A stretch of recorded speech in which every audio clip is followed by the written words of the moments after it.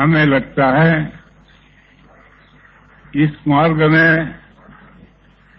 दैवी शक्ति की जो प्राप्ति हुई उसके पीछे एक ही उद्देश्य था, हमारे परिवार में जो कष्ट था उस कष्ट के प्रति सारे दैवत मानने के बाद भी जब हमें शांति नहीं मिली, हमें ऐसा लगा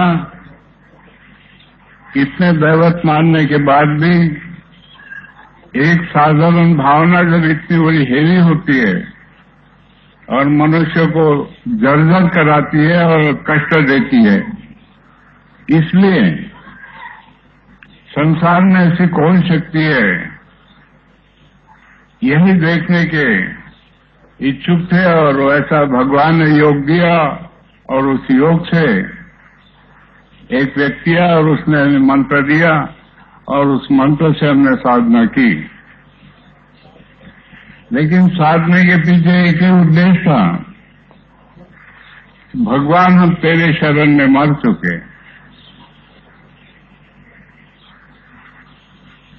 तो मर चुके इसलिए हमें किसी प्रकार का भय नहीं लगा और हमारी साधना एक आसानी से सफल हुई।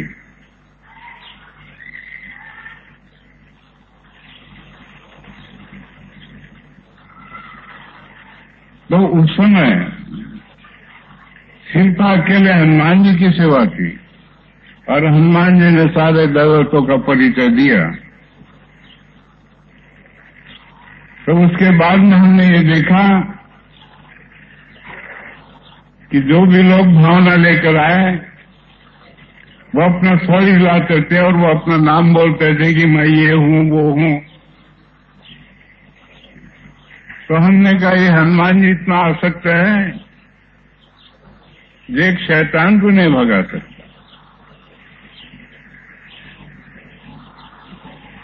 ये परेशानी हमारे सामने जब आई तो हमने इसके लिए बहुत बड़ा त्याग किए। एक बाई ने खुद का मांस खा गई भावना के वश में जाकर, खुद का मांस खा गई, वो खरोच के खा गई। हमने ये इतनी बड़ी शक्तिशाली भावना है और एक हनुमान जी है, तभी इस बच्चे के कष्ट दूर नहीं कर पाते। हमें बहुत पश्चाताप हुआ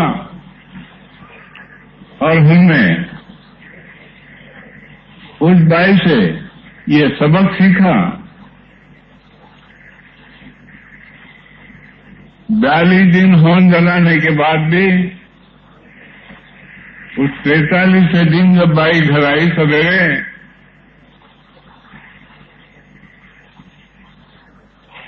वो घूमने लगी। हमने मंत्र की फूंक मारा, खुली हो गई, फिर गई और फिर आई, फिर गई, फिर आई। तो सुबह 6 बजे लेकर तो शाम के 6 बजे तक बाई आते रही और हमने फूंक मारते जाना, भोजन नहीं, नहाना नहीं, कुछ नहीं। अब ये भी कष्ट बढ़ गया। तो कितना ये कष्टमय जीवन है, इतना सादा जीवन नहीं है। यह कृपा एक बहुत कष्ट से पाई मैंने। हमारे पीछे के लोग जो चले गए, उन्होंने किसी प्रकार की भावना तैयार की, भय तैयार किया और वो हमसे बिछड़ गए। नहीं तो इतने जल्दी जाने वाली नहीं थी वो, और सिर्फ मैं आगे जाने वाला था। लेकिन कुछ सेवकों ने विनती किया, जब मेरे ऊपर समय आया तो मैंने सेवकों से विनती किया कि देखो अब मैं जी नहीं सकता। मैंने मेरा ओपिनियन दे दिया कि मैं नहीं जी सकता। तो कुछ सेवकों ने भगवान से विनती की, तो बाबा से कहा कि बाबा हमें बैठक लेना है, और उस बैठक में हम भगवान से विनती करेंगे कि नहीं, बाबा की हमें जरूरत है, बाबा को भी हम छोड़ नहीं सकते। कुछ वर्ष बाबा का हमें साथ मिले, वो सिर्फ अकेला का सवाल किया, जी दोनों का सवाल करते तो दोनों हम खड़े रहते। सवाल व्यक्तिगत हुआ, क्यों जी? और ये मार्ग परिवार के लिए है, परिवार सहित है, व्यक्तिगत मार्ग नहीं। अब तुम्हारा जो क्वेश्चन था व्यक्तिगत था, अब व्यक्ति अच्छा हो गया और शक्ति पीछे की चलेगी नहीं। ठीक है, जो भी हुआ हमें तो आनंद मान लेना है, क्योंकि हमें मालूम है हम दो ही दो व्यक्ति घर में हैं। एक दिन चाहे उस पर समस्या है अकेलेपन की, या हम पे समस्या है अकेलेपन की। तो जब हमने बच्चे को भेजा तभी हमने अपना निर्णय ले चुका था कि एक दिन तो समय शाम पर आएगा जो हम अकेले रहेंगे या पीछे के लोग अकेले रहेंगे।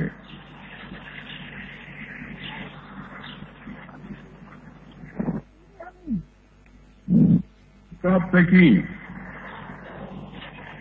उससे बहुत सारा सबक हमने सीखा, और औरों का कष्ट दूर करने का जो हमने त्याग किया, उस त्याग से हमने औरों को शांति पुराई। तो यदि दैवी शक्ति हमारे पास नहीं होती तो हम औरों को शांति नहीं पुरा पाते। लेकिन दैवी शक्ति साथ में है। जैसे कि अभी क्वेश्चन खड़ा हो गया, एक सेवक ने कहा कि आमची आई नहीं, काय म्हणे तो,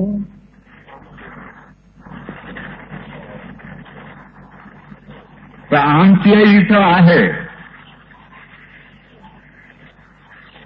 हा क्वेश्चन बरोबर नाही वाटला मला, कारण की ही वस्तू मी पाहत नाही। जी दैवी शक्ती आहे ती अदृश्य आहे, ती कोणाला दिसणार नाही ना कधी पाहणार नाही, कोणीच पाहणार नाही आणि कोणीच पाहू शकणार नाही, आणि मी नाही पाहिली नाही।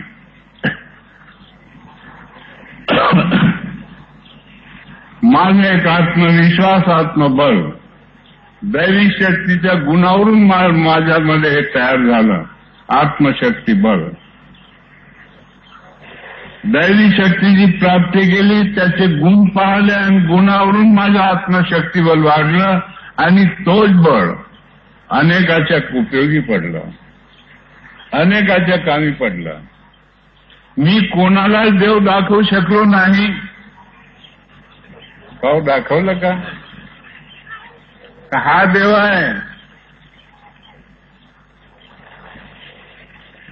मी देव नाही दाखवला, पण देवाचे लक्षण मला माहित होते, आणि आमची माणसाचे लक्षण मला माहित होते की आम्ही पहिले जुने लोक, आम्ही भावनेचे आहारी होतो, आमच्या मागं भूत पलित होते, त्याच्या मागं काही नाही तर आम्ही वाटेल तेवढा पैसा बर्बाद केला, हे सगळं आम्हाला माहित होतं। तर आपल्यावर आम्ही सर्वांना ओळखलं की सगळे असेच आहेत, बेटे फसले नाही, सगळे असेच फसले आहेत। तर आपल्याला भगवंतांनी जन्माला टाकलं, फासाच टाकलं त्यांनी। मी तो असं गृहीत धरतो की ज्या दिवशी या धरतीला जन्म झाला त्या दिवशी आम्ही फाशात पडलो। आता फाशात पडलो, दैवी शक्ती पाहतो तेव्हा आम्हाला वाटते की आम्ही फाशात पडलो, जरी दैवी शक्ती मदत करते, पण आम्ही फाशात आहोत। जोपर्यंत आमचं मुक्ती आणि दैवी शक्तीत विलीन होत नाही तोपर्यंत आमची खरी मुक्ती नाही।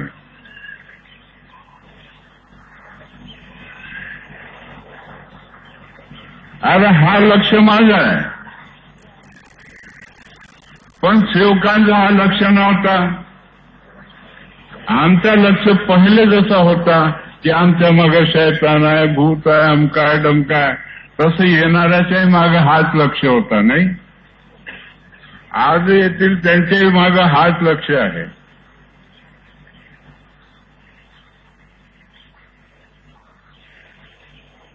तर माझं आज एक परमेश्वर कार्य उद्या आहे आज सर्व एकत्र आपण जमलो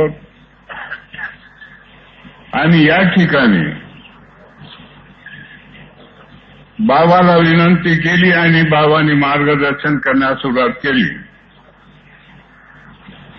पण हा लक्ष विसरू नये या मार्गाच्या सेवकांनी. मी हिंदी बोलता बोलता मराठीवर आलो नाही, तो हा मुद्दा निघाला म्हणून मराठीवर आलो का. आता हिंदीमध्ये करू का? हा,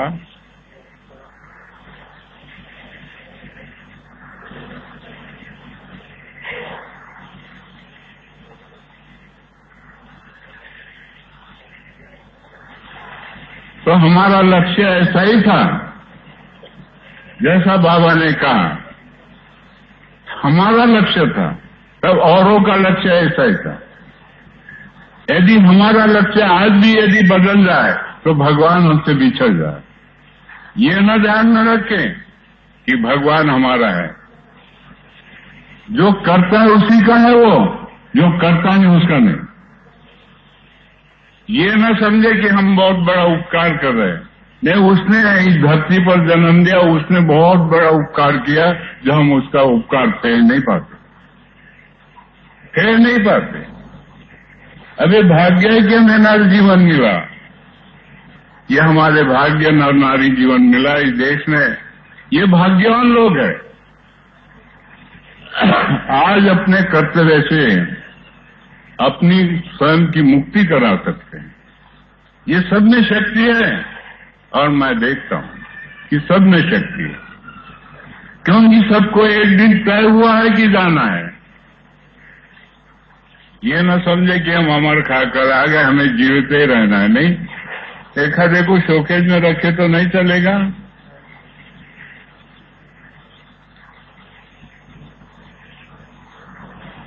तो इस जीवन की घड़ी ऐसी है कि अंत समय तक संघर्षमय जीवन है. कब क्या होगा मुझे नहीं मालूम, लेकिन हमारा लक्ष्य है वो कम न हो, या दैवी शक्ति के प्रति जो श्रद्धा है और जो हमारा ईमान है वो हमसे कम न हो.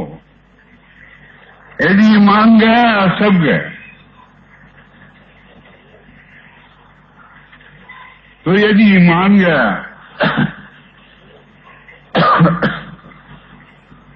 तो मानव जीवन में कोई अर्थ नहीं रहा. ईमान गया, बेईमान बना, शैतान बना औरों को नोचने लगा, खाने लगा. तो ये समस्या हम पर थी, आप पर थी. जब अज्ञान थे और भावनाओं के वश में थे तब हमारे विचार ऐसे ही थे कि हम इसे खत्म कर दे. नहीं, लेकिन आज भगवान है तो हमें नहीं लगता हम किसी का जान ले ले. हमें नहीं लगता. लेकिन कोई कहते हैं कि बाबा हमारा जान ले लो, तो मैं कोई शैतान हूं? क्यों जी? नहीं, मैं व्यक्ति हूं और दैवी शक्ति को सामने रखता हूं और सबको उसका प्रकाश दिया हूं. जब ये प्रकाश मेरा आप लोगों ने देखा, इसलिए बाबा के पास में आप लोग आए. तो इस बात को न भूलें. ठीक है, उस समय बाबा ने कहा, तत्व शब्द नियम दिया, उस नियम से चले, हमारे कष्ट दूर हो गए. अब हमारा जीवन लंबा है, इसलिए हम बेईमानी भी के तो कोई हरकत नहीं.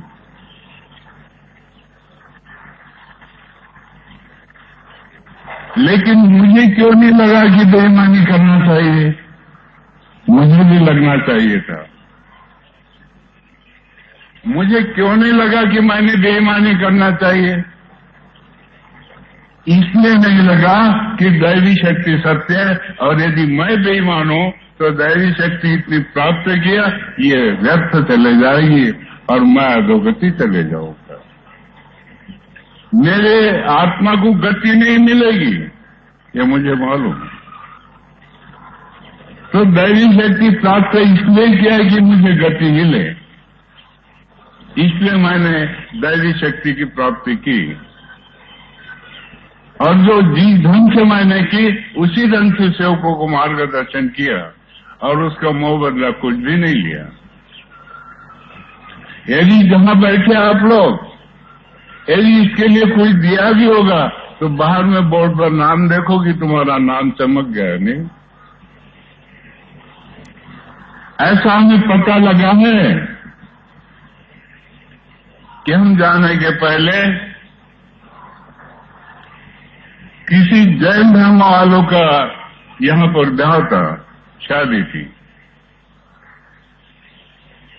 उन्होंने बोर्ड देखा कि 1001 दान देने वाले और इतना शानदार भवन बना, ऐसे कौन बाबा त्यागी है। वो दिखते हैं कि ना दाढ़ी है ना जटा है। उन्हें लगा कि ऐसा साधारण व्यक्ति और इतना बड़ा कार्य कर सकता है, लेकिन बाबा ने ईमान जाहिर किया, उसका एक प्रतीक है। भगवान ने जो हमने ईमान जाहिर किया उसका प्रतीक है ये जो आप लोग बैठे।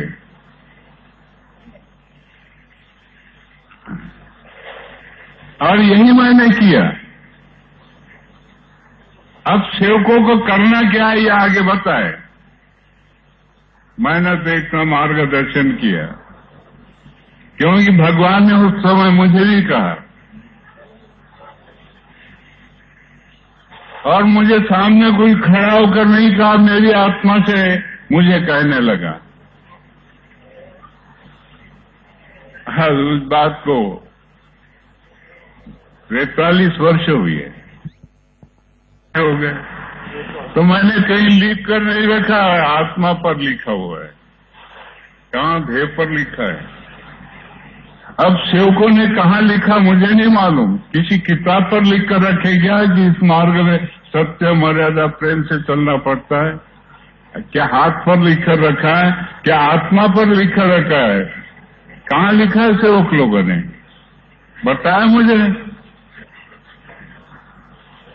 क्यों नहीं बोल रहे? क्यों सेवक क्यों नहीं बोल रहे हैं? नहीं बोलना तो चाहिए, क्योंकि भगवान ने मुझसे जब कहा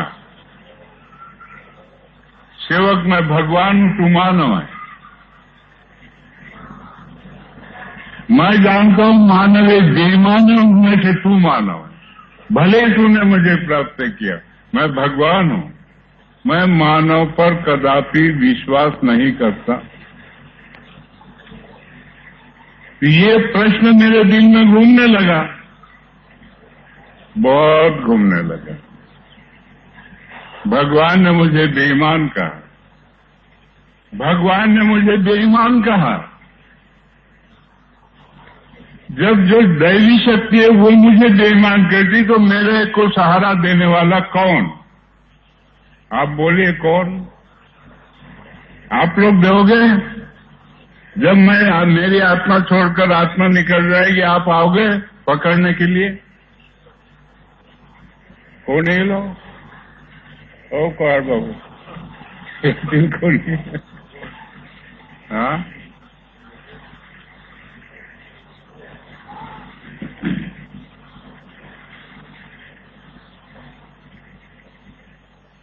तो ठीक है। हम जब बाबा के दिल में यही बसा कि भगवान ने मुझे बेईमान कहा, अब बेईमान का उत्तर क्या, ये तो मुझे ढूंढना पड़ेगा।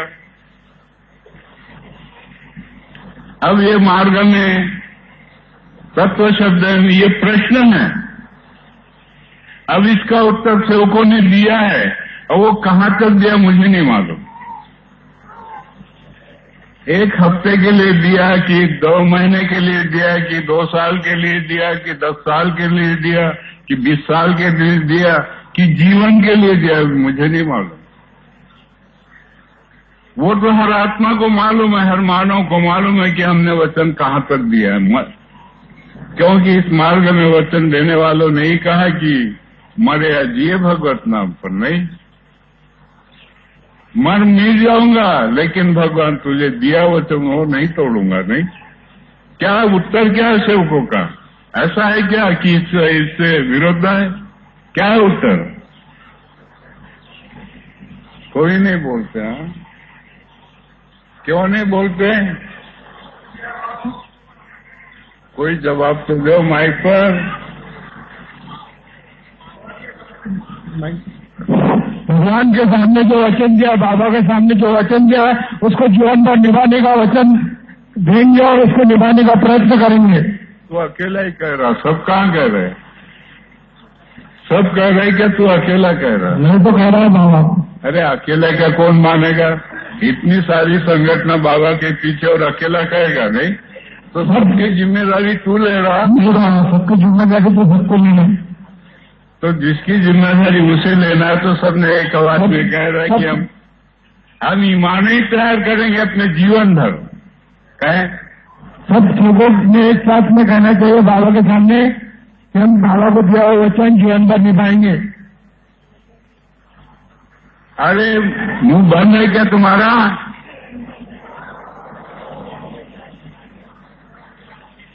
हसून राहिले हे मार्गात आहे का? हे नाही बोलून राहिले म्हणजे हे हाय वाटत माणसाला कश.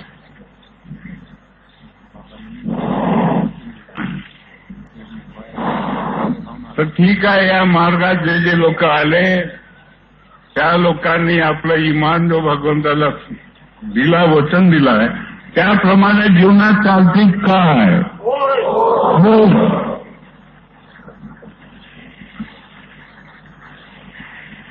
ठीक आहे, या वचनावरच बाबा प्रसन्न आहे.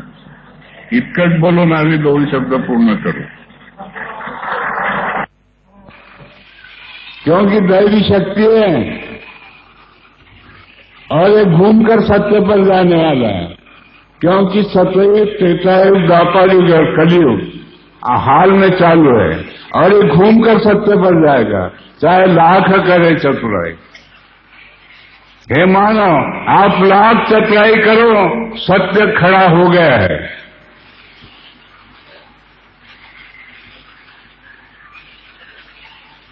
जैसे सतयुग में वामन अवतार हुआ और बड़ी राजा जब अहंकार में आ गया, उन्मस्त हो गया,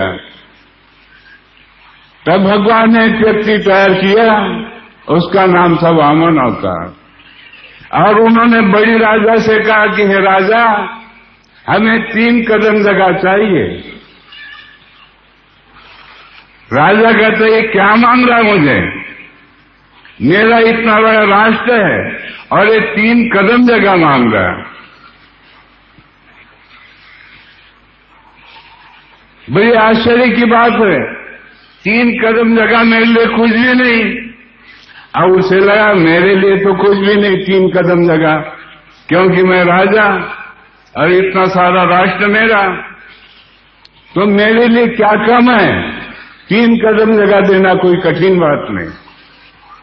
शब्द छोटा सा है, सत्य मर्यादा प्रेम. 3 ही कदम है.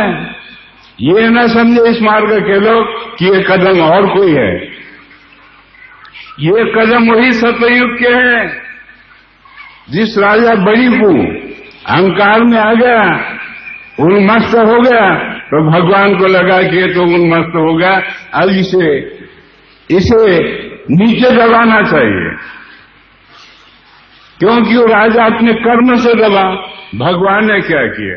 यदि राजा मानवता से व्यवहार करता तो ये समस्या उस पर नहीं आती. क्यों आई? कारण है. क्यों समस्या ही कारण है उसका, और यही कारण है. उन्मस्त हो गया वो. तो 3 ही कदम जगह मांगा. उस युग में वामन अवतार हुआ. भगवान ने वामन एक व्यक्ति तैयार किया और भगवान उसके साथ में था और उसने पूरा घड़ा ही लिया. तो ठीक है, वामन इतने बड़े पांव थे क्या वामन के, जो 1 कदम में पूरी पृथ्वी ढक दिया. 1 कदम रखा तो पूरी पृथ्वी ढक दिया, और दूसरा कदम रखा तो पूरा विश्व ढक दिया. अब कहता राजा, ये तो बताओ कि तीसरा कदम कहाँ रखो?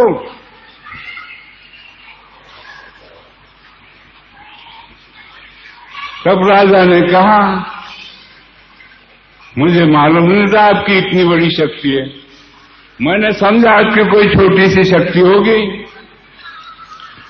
और मेरा इतना बड़ा राष्ट्र, मेरे को भी अहंकार था कि 3 कदम जगह कोई मेरी बड़ी नहीं, लेकिन अब तो इतनी बड़ी हो गई 3 कदम जगह, अब उसे तीसरी कदम रखने के लिए जगह ही नहीं रही।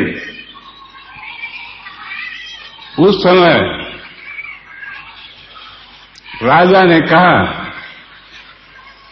बोले तीसरी कदम के लिए जगह नहीं है, अब रहा मेरा सर, अब आप तीसरी कदम मेरे सर पे रखो बोले, और जब सर पे रखा तो धरती फाड़ के पाताल में घुसा दिया।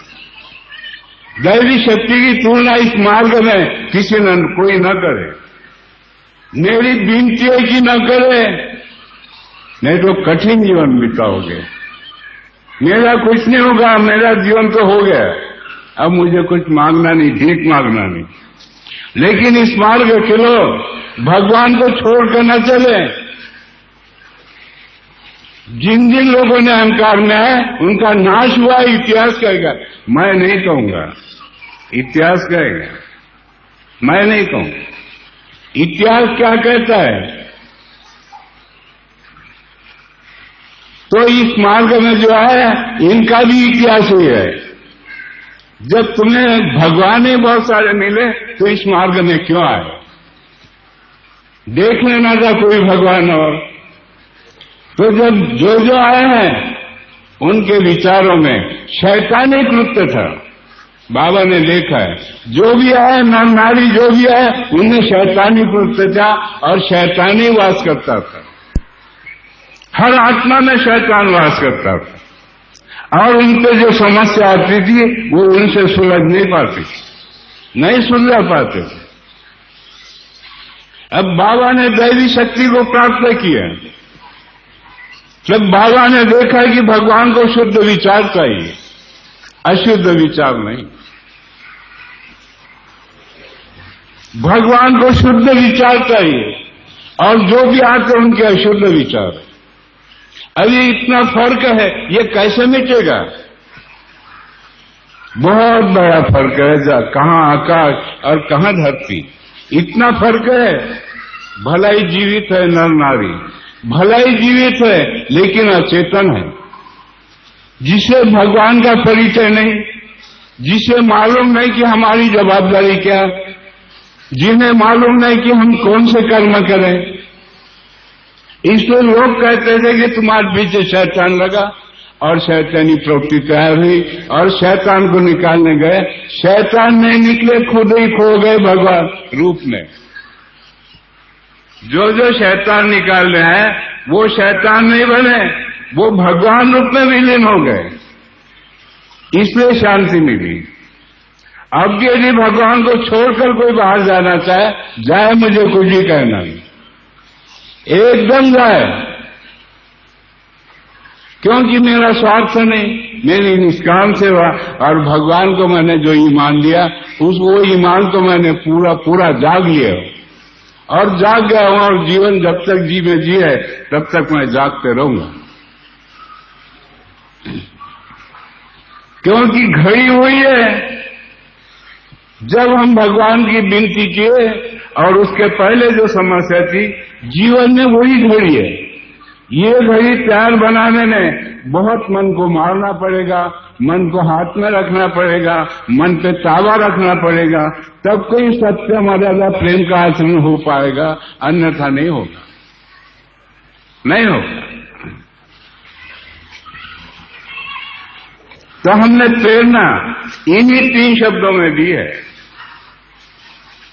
जिस समय पहले शुरू में जब बाबा ने फोटो दिया, तब गंगाराम रंभार करके था, उसे पहले फोटो दिया। जब भगवान के ऊपर दृष्टि जिसकी होती है, भगवान की दृष्टि उस पर होती है, वो व्यक्ति पर होती है। यदि जिसकी प्रवृत्ति भगवान के प्रति होती, भगवान की प्रवृत्ति उसके प्रति होती, ऐसे संबंध है। इन संबंधों को हम तोड़ते अपने कर्मों से। भगवान कोई जिम्मेदार नहीं।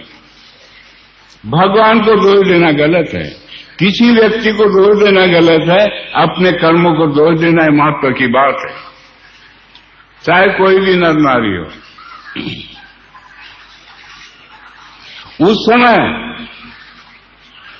गंगाराम जी ने कहा, उनका सोनार गुरु जी था, एक सोनार था, वो गुरु था, उनको मंत्र दिया था, और इनके आंख में शैतान आता तो वो नहीं निकलता था।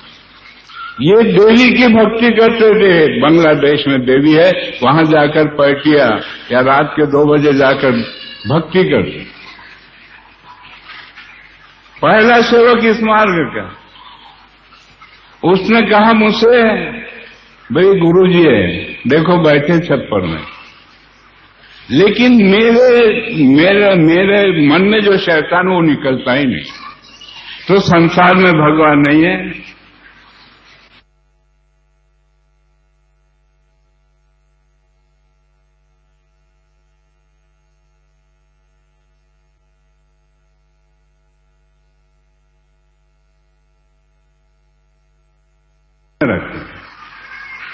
क्योंकि इस मार्ग पर आने के पहले जो अज्ञानता थी, अब इस मार्ग पर आने के बाद वो अज्ञानता नहीं रही। यदि कोई बोलेगा कि हमारी गलतियों में माफ कर दो, माफ नहीं होगा, क्योंकि भगवान है, वो है। मैंने मेरे नाम की जोत नहीं जलवाई, किसी सेवक से मेरे नाम की जोत नहीं जलवाई, किसी सेवक से मेरे नाम की जोत जलाओ, ये नहीं कहा मैंने भगवान के नाम की जोत जलाने के लिए कहा, और उन्होंने बाबा के शब्द पर अमल किया और भगवान ने उन्हें शांति दिया।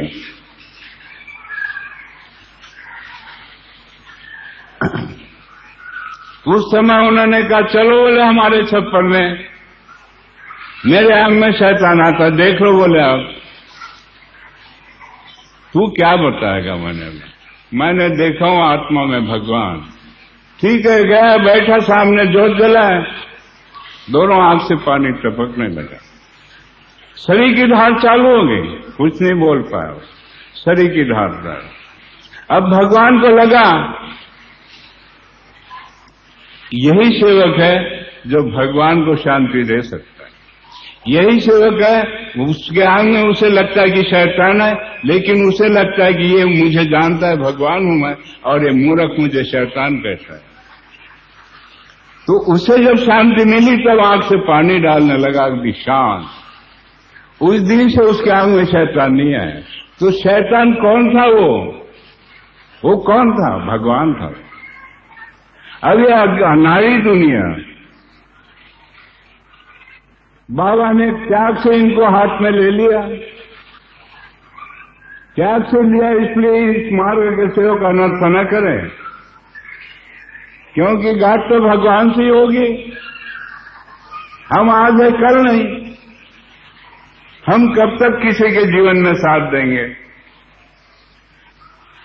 कोई किसी को साथ नहीं देगा। आखिर पेवन पेड़ी भगवान ही तुम्हें साथ देगा। यदि भगवान को छोड़कर जाओगे तो कहीं ठिकान नहीं मिलेगा, कहीं नहीं मिलेगा ठिकान, क्योंकि इसका उदाहरण है हमारे पूर्वज थे, वो यादव महाराज के शिष्य थे।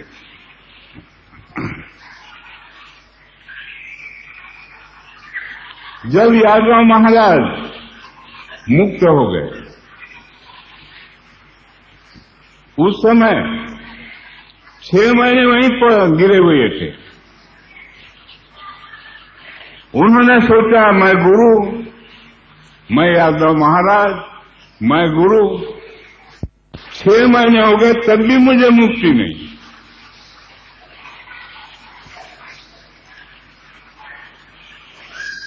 दिनकर समाज में कृष्ण का अवतार हुआ कोलबाजी महाराज, ये लोग कहते हैं। अब जब मुक्ति मिली नहीं तो वो कृष्ण जी कहां गए? अरे पाया और खोया। हे मानव, तूने पाया और खोया, इसलिए तू जिम्मेदार है और कोई नहीं। कौन जिम्मेदार? पाने वाला ही खोएगा और खोने वाला पाएगा और पाने वाला खोएगा। कहीं कहीं तो भी रोलिंग घूमते रहेगा, नहीं घूमते रहेगा, चक्र घूमते ही रहेगा। तो ठीक है, मेरा डिसीजन है, मेरा निर्णय है कि मैं जीवन में भगवान नहीं छोड़ूंगा, चाहे मर मिट जाऊंगा। ये मेरा डिसीजन है। और भगवान जहां जहां तू दिखेगा वहां मैं प्रेम ही करूंगा, मैं बेईमानी नहीं करूंगा। क्योंकि मुझे ये बहुत बड़ा भाग्य कि जीवन मिला। अब मुझे मुक्ति चाहिए, मुझे दर्द ठोकर खानी नहीं या लख चौरासी भोगना नहीं। क्योंकि लख चौरासी भोग है, चाहे वो संत हो या महंत हो। जहां मोह माया अहंकार है वहां भोग है। और बाबा त्यागी इसलिए भोग नहीं है, इसलिए मुक्ति है। बाबा त्यागी है, भोगी नहीं। इसलिए जो मुक्ति है वो भोगने के अधिकारी है। जहां मुक्ति है वो भोगने के बाबा अधिकारी है। ये धन को भोगने के अधिकारी नहीं, धन नहीं भोगता। मैं क्या भोगने आया हूं? मैं भगवान के पास मुक्ति मांगने आया हूं। इसलिए भगवान की हर आत्मा में सेवा करता हूं और भगवान को प्रसन्न रखता हूं कि भगवान मुझे मुक्त कर, एक समय तो जाना है, एक समय मुझे छोड़ना है, मुझे मुक्त कर। यदि तूने अपने पास नहीं अपनाया तो मैं कहां कहां घूमते रहूंगा, लक्ष्य चौरासी घूमने के बाद भी कर्म भोग में आकर गिर जाऊंगा। लेकिन आज तो मुझे लगता है, आज ये लगता है मुझे भगवान में हम विलीन हो गए, मुक्ति के बाद भगवान में विलीन हो गए। जैसे हमारे पीछे के लोग भगवान में विलीन हो गए, वैसे हम भी भगवान में विलीन हो जाएंगे, मुक्त हो जाएंगे। हम यादव महाराज जैसे पढ़े थे वैसे नहीं पढ़े रहेंगे। जानते समाज के लोग यादव महाराज को जानते, क्योंकि हमने देखा है उन्हें।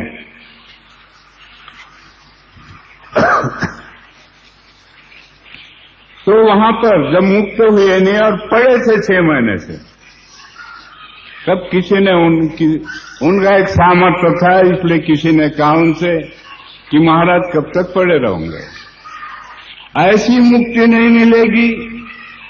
अरे गुरु महाराज और मुक्ति नहीं मिलेगी, कितनी बड़ी सोचने की बात है आप लोगों के लिए। समझो कि बाबा क्या कह रहे हैं। जानते ही समाज के लोग कि यादव महाराज कौन थे,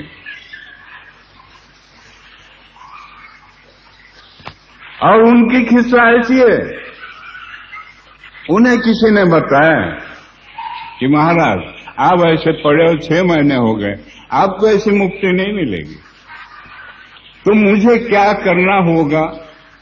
गुरु महाराज कहते, किसी से कहते कि मुझे क्या करना होगा। बोले नागपुर में टीमकी में बाबा जमदेव जी है और वो सही त्यागी है, उनके दर्शन करोगे तो मुक्त हो जाओगे। किसी ने कहा उनके दर्शन से मुक्त हो जाओगे, किसी ने उनसे कहा। इसलिए हमारे भाभी के ख्वाब में आए ख्वाब। अब वो उसे पहचानती थी, मैं भी जानता था। यादव महाराज समाज के एक बहुत बड़े व्यक्ति हो गए, लेकिन घटना देखो तो इस मार्ग के लोगों को बहुत बड़ा समझने की मौका है कि इस मार्ग के लोग समझे। मेरा उद्देश्य और कुछ नहीं, समझेगा वही उमजेगा।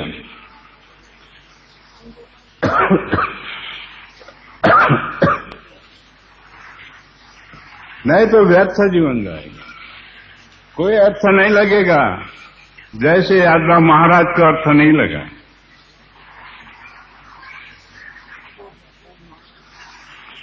ये भगवान ने जो घटना हमारे सामने लाई है वो कुछ सिखाने के लिए लाई। समय के अनुसार हम मार्गदर्शन करते हैं। तो यादव महाराज हमारे भाभी के ख्वाब में आए और वो कहने लगे, अब हमारी भाभी उन्हें जानती थी, भाई गुरु महाराज आए, पांव धोने के लिए पानी दिया ख्वाब में और बिछायत किए, जहां उनको बिछाया, आओ आओ बैठो। उन्होंने कहा कि मैं बैठने के लिए नहीं आया। तो कैसे आए? किसी ने मुझे भेजा है कि टीम के में बाबा जुमदेव जी है, वहां जाओ आपको मुक्ति मिल जाएगी।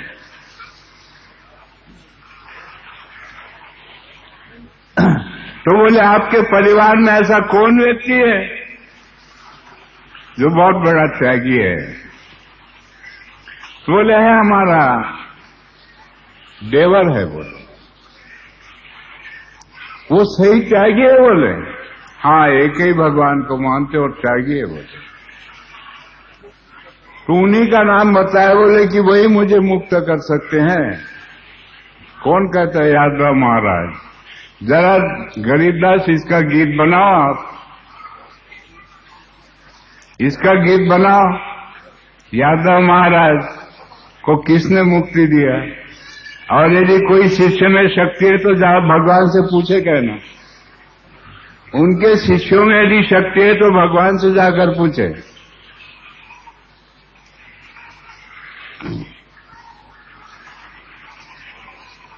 तो हमें, हमारा उद्देश्य है इस मार्ग के लोगों को हम जगाए। एक ही उद्देश्य है मेरा, बार बार जगाऊंगा जब तक जी में जीवे, कोई जागे या न जागे। मेरा तो कुछ नहीं जाएगा, ठीक है, मेरे शब्द खाली जाएंगे तो भगवान उसे भर के निकाल देगा। शब्द भी खाली नहीं जाएंगे, उसका फॉल्ट कहीं न कहीं उमटेगा। इतनी सादी बात नहीं, त्यागी व्यक्ति के शब्द खाली जाना, खाली जाना।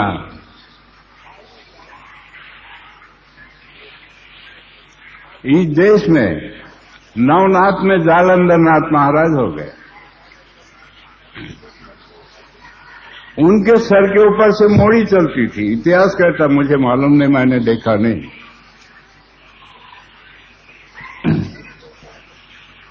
सर के ऊपर चलती, इसलिए राजा गोपीचंद की मां ने देखा कि बहुत बड़े त्यागी है जिनके सर के ऊपर एक लकड़ी की मोड़ी चलती है। सर के ऊपर नहीं, सर के ऊपर से चलती है। तो बाबा के सर के ऊपर क्या चलता है? नहीं, क्या चलता है? क्या देखा है आप लोगों ने? शैतान चलता है कि भगवान? नहीं, आप लोगों ने क्या देखा है? क्या चलता है मेरे सर के ऊपर? और भगवान ही मैं चलाता हूं। क्या चलाता हूं मैं?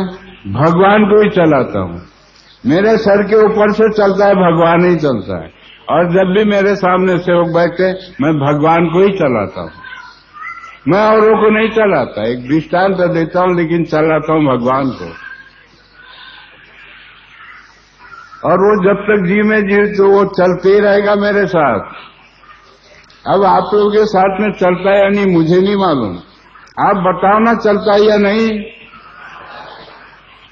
देखो आवाज नहीं निकालते, कैसा कहूं मैं पहाड़ बाबू?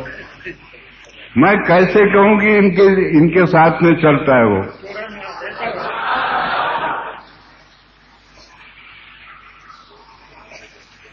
बड़ी अच्छी बात है जब ग्वाही देते हो मुझे कि हमारे साथ भगवान चलता है, तो बड़ी अच्छी बात है, आपके भाग्य की बात है, इतनी छोटी बात नहीं है।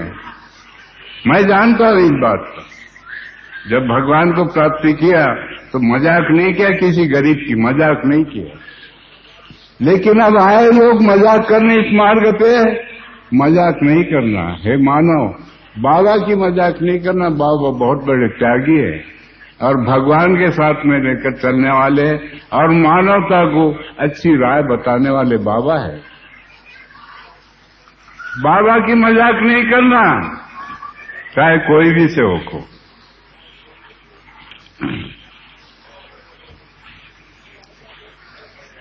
तो राजा गोपीचंद की मां ने कहा, एक चपरासी से कि उस महात्मा को बुला कर लाओ। उन्होंने राजमहल में बुलाया उस महात्मा को। उनका नाम था जालंधरनाथ महाराज। उन्हें बुलाया उन्होंने और उनके शरण गई और कहने लगी कि महात्मा जी, मुझे आप गुरु मंत्र दो। उन्होंने वहां मुक्काम किया, उसे गुरु मंत्र दिया। तो प्रथा थी कान में मंत्र देने की नहीं। आप लोगों ने देखा ही होगा कि गुरु महाराज आए, वो पर्दा लगाकर कान में मंत्र देते थे, नहीं। और मैंने किसी के कान में मंत्र नहीं दिया। मेरा तो भगवान ओपन है, नहीं, कोई भी पकड़ ले, नहीं, ऐसा ओपन है। तो उस समय उन्होंने मंत्र दिया।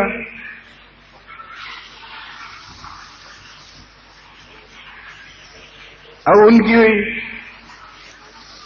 बहुत सारी राजा गोपीचंद की पत्नियां थी, बहुत सारी थी। इतिहास कहता मैं देखा नहीं, लेकिन सुना हूं, इतिहास में लिखा है, मैंने सुना हूं और इसलिए आपके सामने वो गा रहा हूं। उस समय किसी बाई ने राजा गोपीचंद को कहा कि तुम्हारी मां ऐसी और वैसी। ये तो नॉर्मल भाषा है देश की, कोई नई भाषा नहीं, बहुत पुरानी भाषा नहीं। ऐसी और वैसी कहने की बहुत पुरानी भाषा है, लेकिन शायद अब इस मार्ग पर बदल गए लोग, ये भाषा नहीं कहते।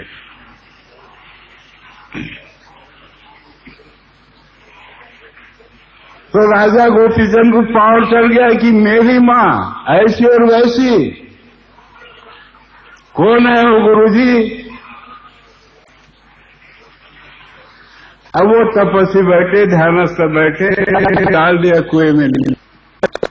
लेकिन इतिहास कहेगा, नवनाथ का इतिहास में आपको दिखेगा। तो उन्हें लीड में डाल दिया।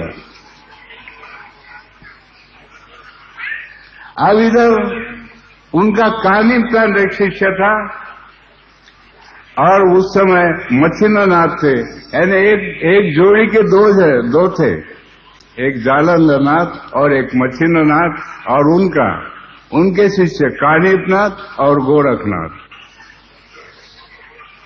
ये दोनों के दो शिष्य थे। ये चलते चलते रास्ते में दोनों की गांठ गिरी। जब दोनों की गांठ गिरी, एक दूसरे से प्रश्न उत्तर करने लगे। ये तोड़ रहा उसकी शक्ति और वो तोड़ रहा इसकी शक्ति।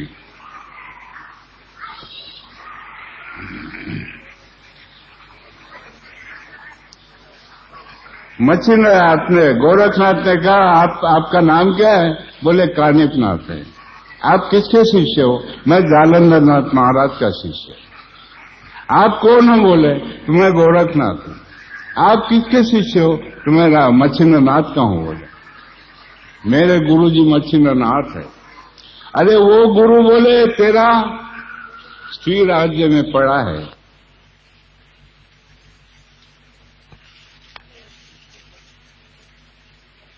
उसको परिचय दिया कि तेरा गुरु वहां सड़ रहा। क्या कहता है? तेरा गुरु वहां सड़ रहा स्त्री राज्य में। अब उस पर बारी है, उसने सुन लिया, फिर उसने इसके गुरु की निकाला। एक दूसरे के गुरु की निकालना सो की बात है, नहीं? लेकिन शिष्यों में शक्ति थी कि उन्होंने अपने गुरु को छुड़ाया। उनमें शक्ति। उस समय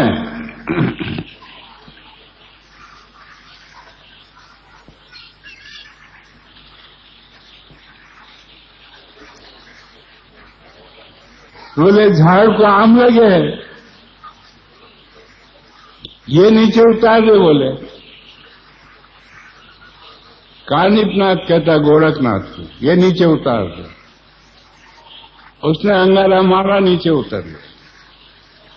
इस मार्ग में तो अंगारा मारते, शैतान को उतार देते नहीं।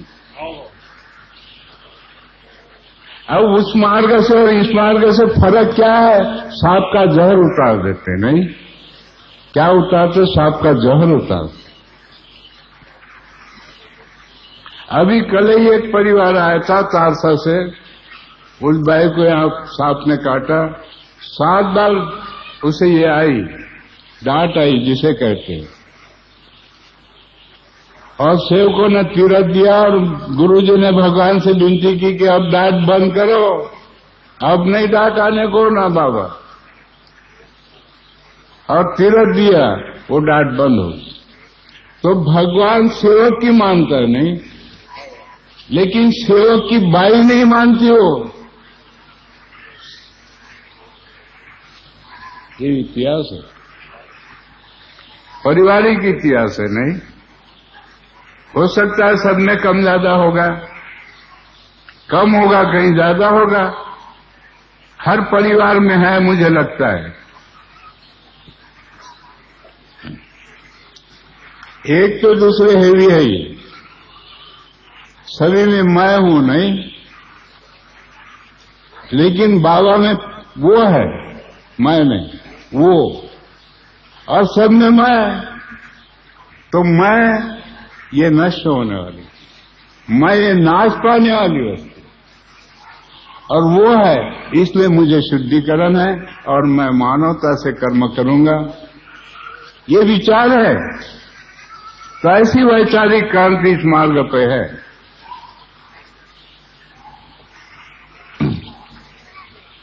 तो आम गिरा दिया, और दूसरे शिष्य ने, उन्होंने कहा ठीक है आपने सवाल किया, मैंने गिरा दिया, अब लगा भी दो, तुम लगा दो, आम को ऊपर चढ़ा दो।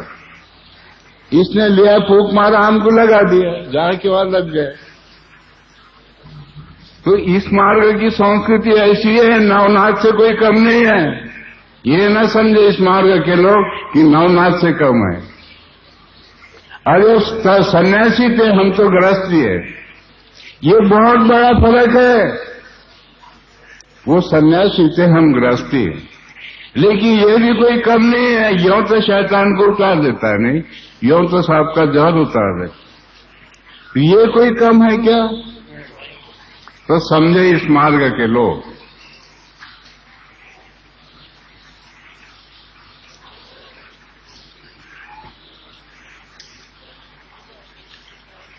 हो गया, दोनों के सवाल पूरे हो गए। वो गया अपने गुरु को ढूंढने, ये गया अपने गुरु को ढूंढने। और राजा गोपीचंद के दरबार में गया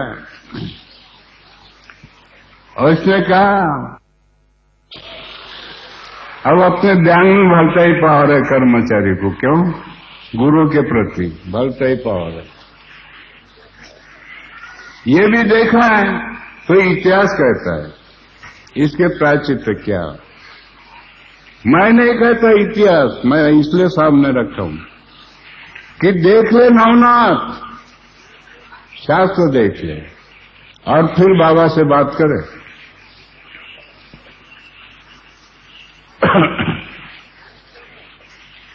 तो उस समय राजा गोपीचंद की मां आगे आई और वो कहती गुरु भाई ऐसा मत करो, मेरा एक ही एक बच्चा, ऐसा मत करो, कुछ मार्ग निकालो।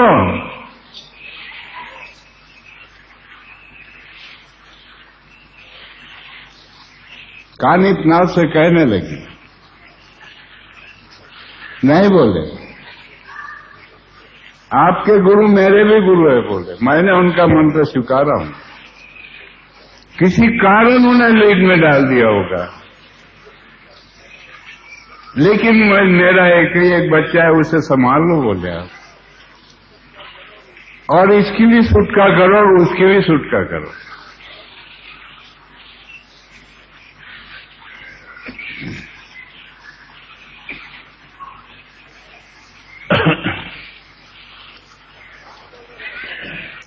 कहाँ बोले राजा गोपीचंद? बुलाओ बोले उसे।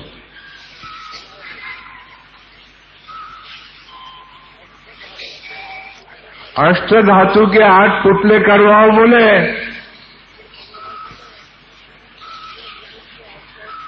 मेरे गुरु की अंतकरण से आवाज निकलेगी, जल के भस्म हो जाएगा वो।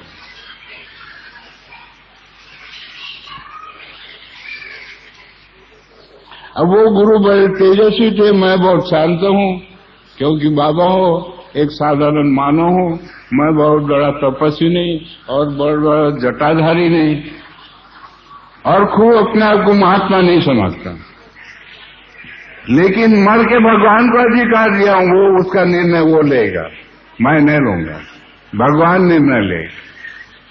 न्याय का लेखा जोखा भगवान ही रखता है, तुम मूर्ख नहीं रख सकते। और बाबा ने भगवान को देखा, इसलिए लेखा जोखा बाबा के पास है। अज्ञानता मत बढ़ाओ और मानवता को जगाओ। बाबा का आह्वान है,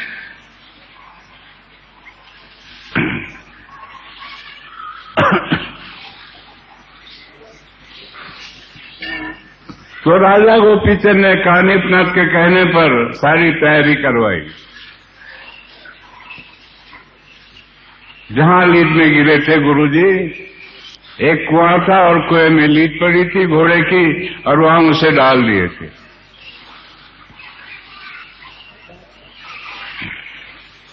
जैसा बाबा का आदेश, वैसा उस समय उन जालंधर महाराज का आदेश रहता था, और शिष्य आदेश मानता था और गुरु आदेश देता था। शिष्य आदेश मानता था और गुरु आदेश देता था। ये घड़ामुड़ी थी उस समय, ऐसा ही होता था। और इस मार्ग में भी आदेश क्या है? वेळोवेळी बाबाच्या आदेशाचं पालन करू, हे कोणी म्हटलं हो? आठवते तुम्हाला? सेवकांना आठवते का? हे कोणी म्हटलंय? सेवकांनी म्हटलंय का? वेळोवेळी आदेशाचे पालन करू असं म्हटलंय का? जेवण करून आले, खूप भूक लागली का? अरे खूपच भूक लागली यांना का? आणून द्या ना काही असेल तर.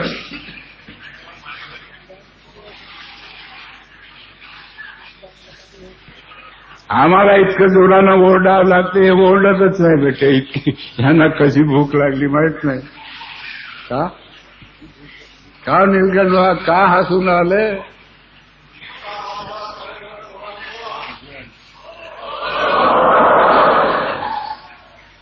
आता येऊन गेला पोटात.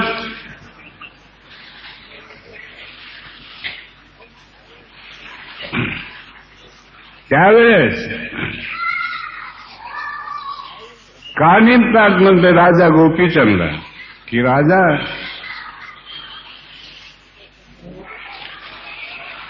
पुतले बनकर तैयार हो गए और तुम एक एक पुतले के पीछे छूटना।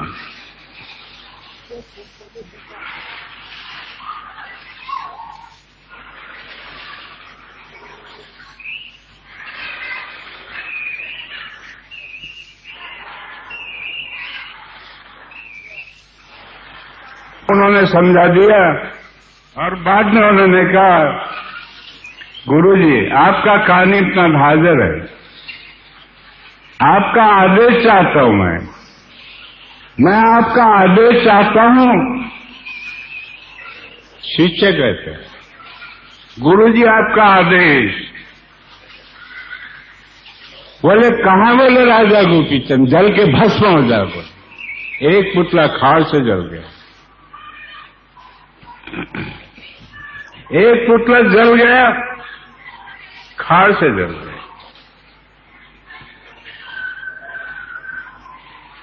ऐसे करके 8 ही पुतले जल गए। और 90 समय जब कानिपनाथ ने कहा कि गुरुजी आपका कानिपनाथ आपको बुला रहे, गुरुजी आदेश। बोले राजा गोपीचंद जीवित है? तो बोले हाँ जीवित है।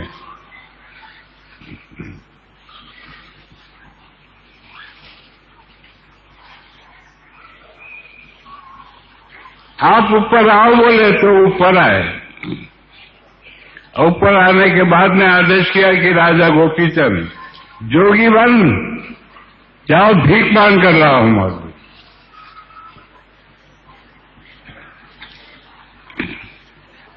राजा होकर भिखारी बना, किसके आदेश पर? गुरु का आदेश। और इस मार्ग में भगवान है और सेवक है, बाबा का आदेश है। आप कौन सा आदेश मांगना चाहते हो? न जाने कैसे अज्ञान लोग कुछ भी कर बैठे।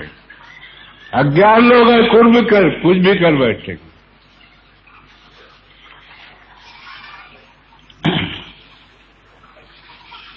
लेकिन सेवक ही सेवक को छुड़ाता है। नहीं, हमने देखा है, सेवक ही सेवक को छुड़ाता है। ये मैंने देखा हूं। सेवक उसको लेकर आता और बाबा से विनती करता है, बाबा इसकी गलती हो गई, अब इसे माफ कर दो। बाबा माफ करते और सेवक छुड़ा लेता उसे। नहीं तो कितनी बड़ी दया होती है। जहां भगवान होता वहां दया क्षमा शांति होती। जहां दैवी शक्ति वहां दया क्षमा शांति है।